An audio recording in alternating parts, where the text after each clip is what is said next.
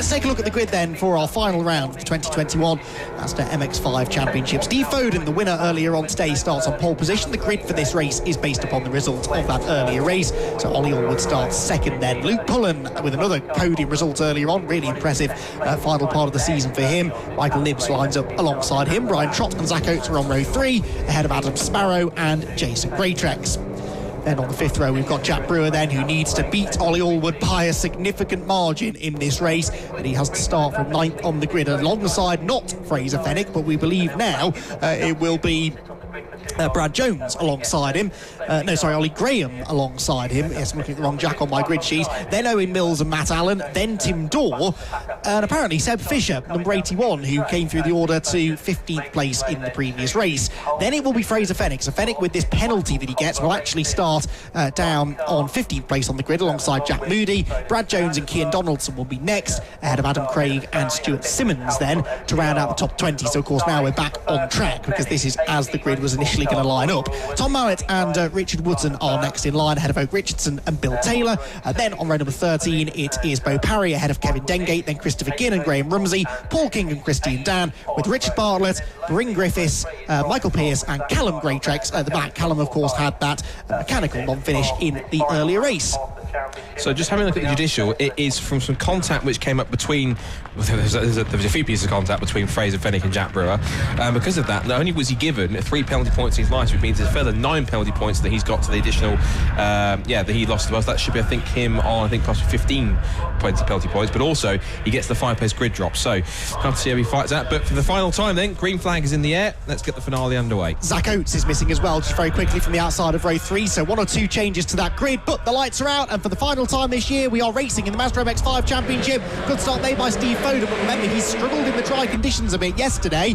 Will they have found something in this race? There's been contact at the back of the field. Thankfully, they all managed to carry on with minimal damage. Bryn Griffiths was in the wars at the start of yesterday's race as well, but he manages to keep it clean this time. Foden leads then. Allwood slots into second position. Is that Michael Nibbs in third? Yes, it is, although Luke Pullen comes steaming round the outside of him into Druids corner, and then overshoots the corner and runs down into the 5th or 6th position alongside Brian Trott. The yellow car is Jack Brewer. He is 8th position then, so pretty much where he started as they round Graham Hill Bend for the first time. Yeah, relatively trouble-free as they come through. A little bit of bump in the rear. That was a 29, I think, of possibly Adam Craig, which is a little nudge of Cian Donaldson just behind him. But all in all, then in second place, there are still 1 or 2 very slight damp patches out there, but it's predominantly bone dry out there. So Brewer and Curl will try to heart race as hard as they can to do so. I think one saving grace for Jack is he's got Fraser Fenwick about 4 or 5 places back behind him, so hopefully he hasn't got to worry about that. Meanwhile, Ollie Allwood is now side by side with Steve Foden, and in the dry, because Steve Foden was telling me that his car wasn't really working in the dry this weekend on setup. Ollie Allwood into the lead, and Michael Nibbs talk about a comeback from his injury, up into second place and sideways. And Steve Foden's over the curb, which means he's second, third. Oh, in the gravel is Ollie Graham, another one in the back. That's Matt Allen going off as well for Misty Racing. So 2 cars hitting strife, and another one's going tracking through as well. That's a possibility. It might be Tom Mallett, I think, maybe that went off wide. If not, maybe Kevin Dengate. Either way, Matt Allen is out of the car, so that's quite deep in the gravel trap. So what do we think? Safety car, maybe? Well, based on what we've seen in other races this weekend, I suspect it may end up being, because that car is right in the firing line should somebody else get it wrong at that particular part of the circuit. So Ollie Allwood's move to take the lead, perhaps perfectly timed, because that means that he, should we get a safety car, would still retain the race lead. Although Michael Nibbs very much going after him. As you said, he slipped through into second place into Paddock Hill Bend then, bringing with him Greatrex and Brian Trott. So Steve Foden, the erstwhile race leader, drops down to 5th position. Luke Pullen is 6th after his off on lap 1, and here comes Jack Brewer to attack Luke Pullen into Paddock Hill Bend. Couldn't quite do it there. I don't think Ollie Allwood is off. Ollie Allwood is off into the ground. No. He's sideways. He gets it back on the road, but loses the lead to Michael Nibbs. That was a heart-stopping moment for the championship leader. Look at Jack Brewer immediately trying to go around the outside line. If that didn't give Ali Bray heart palpitations when he saw that, I don't know what would have been, because I'm sure Ollie Allwood's heart, to have his heart in his mouth would have been an understatement. Now here's Jack Brewer, who is, surprise, getting involved again with a sport car. This time Luke Pullen. He's got 3 abreast behind. We've got Smashing Fisher. We almost forgot about Smashing Fisher, because he retired from race 1 yesterday, picked his way through to about, 12th spot in race 2, and he's picked his way back up through, and he's had that steady season through the year as Brian Trott tries to go up the inside of Jason Greatrex. And I mentioned as well, Jack Brewer's got to be careful that he doesn't keep losing too many places, because Brian Trott is there. Now, looking at where they are position-wise across the line, Allwood currently has the fastest lap of the race and would get 100 points. Well, Nibs came across the line and set the fastest lap. Wait, they had set the fastest lap of the race. The fastest lap has now gone to, I think, Fraser Fennick. So he's now picked up the fastest lap. There's several drivers picking that up. Brewer is currently in 6th place, whereas at the moment Brian Trott is 4th. So if it will stay as it was, that's a 4-point difference in position, which means that 1 point in it for 2nd place. So ideally what Jack needs to do is catch and pass Steve Foden to at least give him a couple more points cushion. Otherwise, if he keeps on losing places, there's your 2nd and 3rd. Whoops, that was Brad Jones up the inside of Jack Moody. I'm sure there'll be some kind of a mood in that car if Jack Moody doesn't get going again, which he does anyway. But Michael Nibsen still holding off Ollie Allwood, and I don't believe Michael Nibsen's won a Mark 1 race ever before. So if he doesn't, if he hasn't, that could be quite a good achievement. I'm sure Ollie Allwood, as he is in this position again at the moment, provisionally in a position to become champion-elect, he'll want to try and do it in style with a victory if he can. And what I did also notice is that the 2 cars immediately behind Jack Brewer are, one of them is Luke Pullen. I guess he's behind Luke Pullen as well. It wouldn't be Fraser Fennick, would it? Oh, yes, it Correct. is. There he is. Number 263, gaining ground after that penalty and closing on his old friend Jack Brewer. I don't think they'll be exchanging Christmas presents this year, those two, especially if they end up having more contact in this race. Jack Brewer up the inside of Steve Foden. Didn't work, bailed out of it right at the last second. But you're right, I think he can see those AB Motorsport cars looming larger in his mirrors and doesn't want a single part in that. He wants to get past Steve Foden and set sail after the leading 4, who already are over a second and a half ahead of these two. Foden then in 5th position, Jack Brewer in 6th, but one more position for Brewer would make at least his 2nd place in the championship a little bit more secure. There go the top 4. There is Foden in 5th place, Jack Brewer 6th position, looking for a good exit here out of clearways. The longer he spends behind Foden, the further away those leading quartet go, and he still just can't quite find a way through, can he? He's in the slipstream across the start-finish line. Will he be able to size up for a move here into Paddock Hill Bend? Foden doesn't really defend the inside line, and that's all the invitation that Brewer needed. Foden did not make that too difficult for him, did he? On the way into the turn, he manages to close the door on Luke Pullen as well, and so through into 5th goes Brewer. Jason Greytrack's now on the attack of Ollie Allwood into the hairpin at Druids, and you see there now Fraser Fennick getting a bit boxed in now, trying to go round the outside of Steve Foden, trying to get... Oh. Steve Foden thinks, no, not round the outside, Steve. Fraser, get out of it. And then now goes both Adam Sparrow. Adam Sparrow this weekend, where this is coming from, he's really impressed me this weekend so far. He's right up there with the leading sort of group. He's got past Sebastian Fisher. Owen Mills is in that flight team of 22, the orange car at the back of the queue. You just see him there with the white racing stripe down the middle.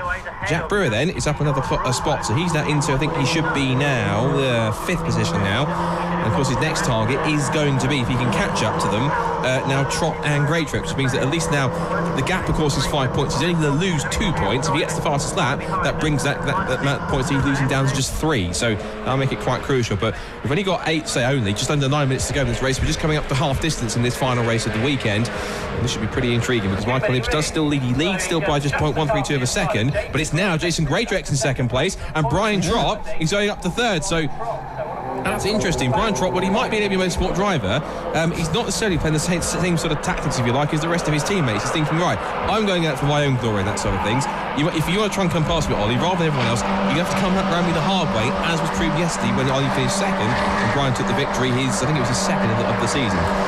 Yes, the thing is that at the moment Allwood is ahead of Brewer, so he can afford to lose that place, whereas Brian, well, for now, yes, but Brian Trott needs all the points he can get for 2nd place in the championship, because with all of that shuffling now, Trott, off goes Greytrax, right in front of Allwood, who just about misses him, and Greytrax goes around, he ends up almost in the pit lane entry. That could have been complete disaster for the 2nd time in this race. That could have been disaster for Ollie Allwood. As it is, he gets away with it. Trott inherits 2nd place, 3rd place for Allwood, and 4th for Jack Brewer. The point I was about to make is that at the moment, and I think it's still the case even after Greytrax's spin and more drama in the background, but we're back to just 1 point now between Brewer and Trott in Brewer's favour. Yeah, that made my heart stop, never mind anyone else's. So this is intriguing, though. Essentially, Ollie Allwood, Brian Trott getting past. Ollie might be wishing that Brian hadn't done that, because essentially, look who he's literally right behind Ollie Allwood now. It happens to be Jack Brewer, and he will be on the charge. That'll be a grumpy Jack Brewer, I think, a little bit, because, of course, he's been frustrated. He's been stuck behind Fraser Fennick for the past 2 races. Off the road, I can't quite tell who that is. It's black and green, and that's the obvious thing to say. I'm trying to work out which car that was. It's usually have to wait to see if it comes through on the timing screen, possibly. We think we thought it was Jack Moody, but no, his car hasn't got any green on it, so it might not be his. So we'll work it out as whoever it is goes. It's a game I'll have to play called Spot the Car that goes tumbling down the timing screen, which hasn't happened just yet, but we'll see who it is and pick it up in a moment. But anyway, battle of a 3rd, 4th and 5th is on. As we come up through paddock once again, there goes Nibs. So 2nd, 3rd and 4th, because Nibs has got quite a gap here in this mix. It's quite a pretty decent job. Fastest lap for Jack Brewer, by the way, which means that he's now 2 points clear of Brian Trott, but he's less than a car length adrift now of his championship rival Ollie Allwood. I don't think Brewer's quite given up hopes here. What Jack will be thinking is, OK, then, if your guys are going to rough me up for 2 races, I'm not as scared of roughing you up in this 3rd race. I don't think he'll do anything too dirty, but if he sees a chance to get up the inside of Allwood, he will take it. And if he sees a chance to force Allwood onto a wet bit of road or maybe over onto the grass coming out of a corner, I think he'll probably be quite happy to do that as well. So Jack Brewer is about to try and find a way past the championship leader. This could be a championship-defining moment then. Out of clearways and Clark Curve we go. 6 minutes left on the clock, and Allwood does exactly the right thing. He pulls over, he waves Jack Brewer through. There was absolutely no sense in fighting with Brewer there. He could see exactly what we were starting to see might happen. He lets him go, he drops well back. He's got his teammate Luke pulling behind him to play wingman. That was a really, really sensible call. Yeah, I think you probably see what potentially could have been coming a mile. So I think, right, look, if you're going to try and play games and do anything else, literally, if you just want the position, just take it. Because I know, regardless, if I stay in the position that I'm in right now, regardless of what happens next stage, if I'm just in 4th, even if you win the race and get fastest lap, it ain't going to be enough to beat me on points by quite a way. So I'm just going to sit here, let you do what you want to do now for the rest of the race. I'm going to bag 4th place, and I'm going to sit here and pick up the provisional title all day long for the remaining sort of 5 and a bit minutes. So this is now a scrap between them as they come up through the up through the right-hander. And now as Nibs is still in the mix, Brewer could technically still do this. He could take the victory. That time-wise, look at where he is. His last lap was a 58.305. He is lapping quickly with 2 cars in front, and the gap between the lead is 1.2 seconds. So, yeah, we're running out a bit of time. But if Brewer can get a move on here and keep on putting some quick laps here, he was at least 4 tenths quicker. And the 2 cars in front, and he's going for 2nd place. Brian Trott runs wide on the exit. Brewer pulls himself alongside. He's level now on the run up the hill towards the right hand at Druitt. Up the inside he goes, and into 2nd place goes Jack Brewer. If he does go for a win, this will certainly be him proving a point that he has been the most successful driver in terms of wins this year. He'll be one ending it on a high to prove, I might lose in the championship, but in terms of race wins and success, I am technically race win wise the most successful man in the championship. And he's showing the speed that he had in yesterday's race. He just got stymied by all of the AB cars ganging up on him, really, but he had the pace to win that race, and it could have been so different if he'd had a clean race and taken 100 points for the victory. He may well now be in a championship winning position, but as it is, 2nd place would not be enough. Even if Brewer won the race with maximum points, so the extra point for the fastest lap, 20th place, I think, would still be enough for Allwood. So he really does not need to take any risks. But he could have a mechanical issue, he could trip over someone, he could find a wet patch. Any number of things could still go wrong here for Ollie Allwood. So Brewer doing exactly the right thing to keep the pressure on him and keep pushing. Actually, I've just noticed he doesn't have the bonus point for fastest lap anymore, does he? Because Fraser Fennick has taken that. So Fraser Fennick continuing to be the thorn in Jack Brewer's side, isn't he? Because even that bonus point that looked as though it was going the way of Jack Brewer is not, because Fraser Fennick has managed to steal it from him. So Jack Brewer then is only looking at his gap to Michael Nibs 1 second, but that ain't 1 second anymore. He really has charged on, using the dry track to his full advantage. They come up through Surtees, up into McLaren and clearways, and I'm pretty sure with the pace that he's got, the bright yellow X5 will be looming large in Michael Nibs' mirrors here. But again, what a story it's been for Michael Nibs. He had that injury, I think back at Silverstone he had it, when he had that injury to his wrist. He had to sit out some of the race. He came back at Donington Park, and if he's able to hold off Jack Brewer for the next couple of laps, which I think given Jack's pace might be probably an impossible thing to do, I think, if he can win it. Checkered flags come out. Right, OK, they've ended the race early, but I guess because we're so far behind time and we've still got another 2 races to do after this one. One of them is, the Formula Ford Festival final, quite an important race. Well, there we go then. So, Ollie Allwood is provisionally the champion. He finishes 4th in the race then after that early finish to the race. Michael Nibs, though, gets his first victory. Jack Brewer steals the bonus point back at the end, by the way. Gets the 99 points for finishing 2nd with fastest lap.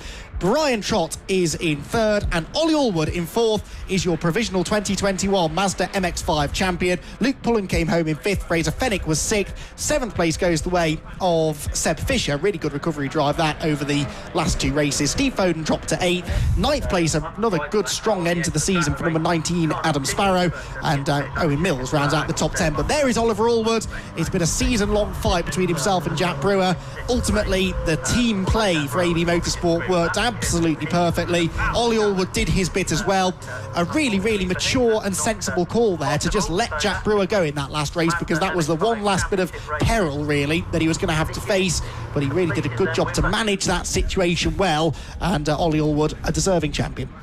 Yeah, obviously all things provisional, of course, as we have to say, but incredible stuff, and I'm sure that that will be something which he will be relieved at, something he will be quite happy at, in terms of the fact that he has been chasing that for the last few seasons, about roughly 2014, 2015, been in contention so many times over the last few years. Incredible stuff. So amazing stuff. So yeah, provisional congratulations to Oliver. Amazing job for him all season, and of course, and Jack he'll be a bit crestfallen having lost the championship, and he'll have some frustrations, but if he does choose to come back next year, then I'm sure he'll be someone who will definitely be in contention for it. If not Ollie, then at least if Ollie does choose to move on to something else, because he's had a couple of runs in genetics as well, so he might have been wanting to win this championship before he moved on. But yeah, Jack is certainly at least getting a hug from all his teammates from his Tucker Motorsport team as well. So he's thanking them for all their hard work as well. So he's had quite a frustrating weekend. So second in the trophy will certainly be helpful. So yeah, not the way he wants to end the championship, but provisionally, congratulations to Oliver. Yeah, I was interested to see actually what Jack Brewer's response was, what his attitude was. I think he's just very happy to have wrapped up second in the championship.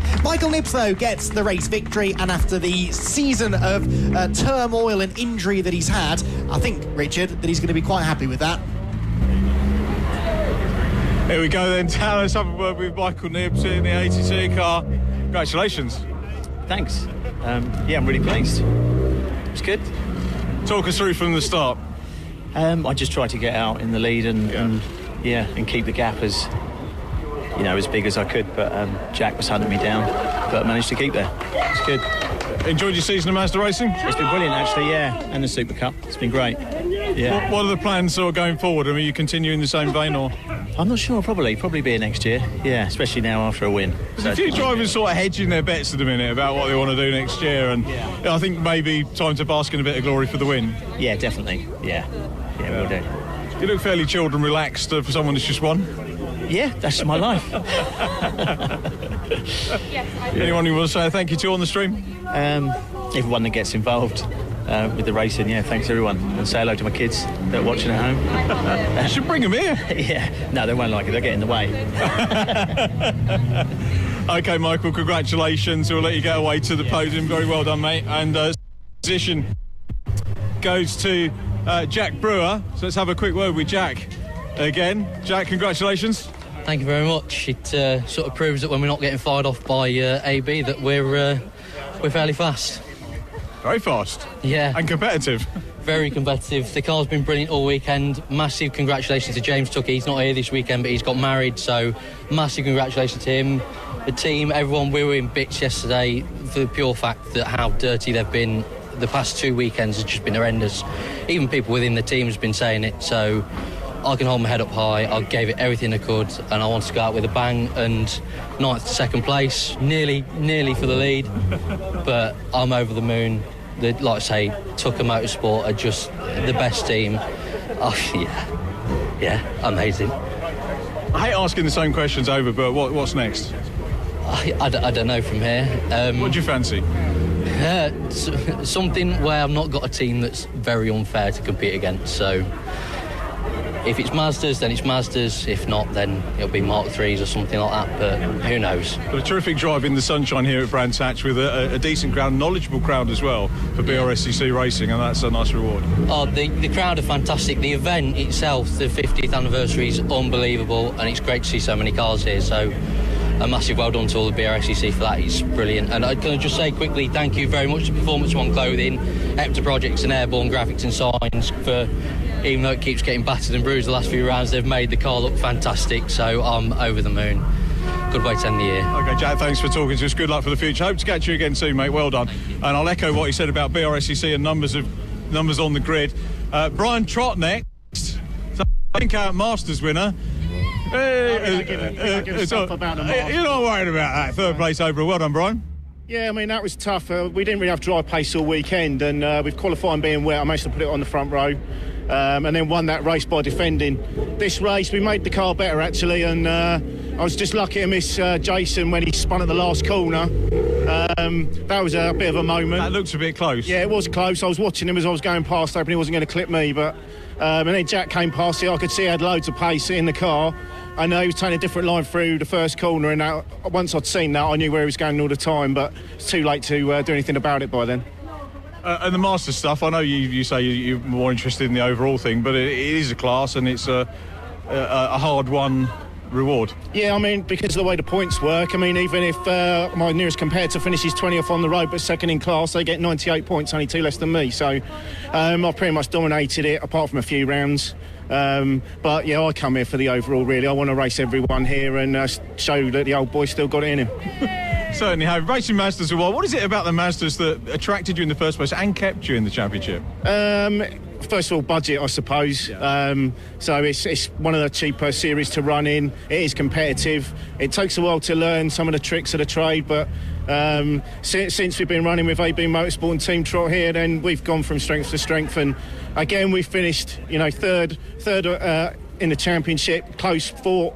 And I'm still in the hunt there in the final race, should either of the other two had an issue. So that's how close it is. And what's your thoughts on the drop score situation? Because I know a couple of drivers don't like the idea of not having to come to the last round. For us as media and spectators, it's not a shootout for the last round, but I think it's a great way of dealing with it and making sure everybody comes to play. I don't think drivers like it, essentially, because it's not always in your control. Sure, so you get a technical issue, or someone takes you off, or you just have a bad round, and it's like you've done 10 qualifying rounds almost, and then it's the real one at the end, which you can't make a mistake at. As it turned out, no one really did, so I'm happy that it turned out that way. The championship on paper, it always looks mega competitive. The amount of drivers, Jack was saying, about how many cars that the BRSCC put together for the racing, not only into Formula 4, but Mazda's week in, week out, full grids. Yeah. And that's testament to you guys that are at the sharp end of a championship where points are hard earned, and although it looks like a lot of points, 100 points for a win, you've got the points for fastest lap as well. Yeah. If you don't finish, that makes it a big dent, doesn't it? It does, and that's part of using your racecraft, thinking while you're in the car, you just can't go for a 50-50 move all the time, because you know how the points system works. You've got to be consistent. Most of the drivers are like that, and of course the level of competition seems to go up every year, and certainly the first half of the grid, I mean, everyone's been in with a shout of either winning or being on the podium, and then there's the people behind that are coming up fast and learning from the ones that are at the front. Yeah. More of the same for you, 2022? We'll see on budget and everything else. I need a title sponsor, I think. I think that's a yes, isn't it? It sounds like a... I say it every year, so we'll see. Good luck. We hope to see you there. Many congratulations. Thank you very much. Of a handshake. Well done, mate. Cheers. Congratulations. Thanks for talking. That's our podium complete, but we need a champion, because we spoke to Ollie earlier on in the day. Congratulations. 2021 BRSCC Mazda MX-5 champion. How does that feel? Yeah, you're the first person to say it. Yeah, hasn't sunk in yet. I wasn't really... They threw the flag early in the race, and I didn't really know. I thought I had another 5 minutes of racing to go, and it was a bit of an anticlimax to went over the line. Yeah, it's all sinking in. Just really, really happy. I just got to say a huge thank you to AB Motorsport for all the hard work they've done. There's an amazing team of people there working all year to try and get me to the front and to get to this point. And I can't possibly thank them enough. So thank you to Ali and Nikki, and a huge thanks to my dad as well, who's here through thick and thin, whether he likes it or not, to all of my races. So big thanks to those guys. And come on, the drop scores work with conversation we had earlier on. Yeah, it was still not ideal. I would still race rather without it. But yeah, we've come out on top. I'm really proud. I just want to say as well, kudos to Jack Brewer and Brian Trott. Jack, he's had a really hard weekend, and to be honest, he's quality act. He knows how to drive. He's going to be racing hard next year, and he will be winning races. And good luck to him, and congratulations to Brian as well, who also did a fantastic job this year, and made my life a little bit easier in race one earlier, I think. So thanks to Brian, but congratulations to those guys. So thank you. Congratulations, Ollie, champion. Go and enjoy it. celebrate long and hard, mate. Cool. Cheers, thank you very much. Thank you very much, Ollie. Well done, congratulations. So there we are, that's our podium complete. A chat with the champion.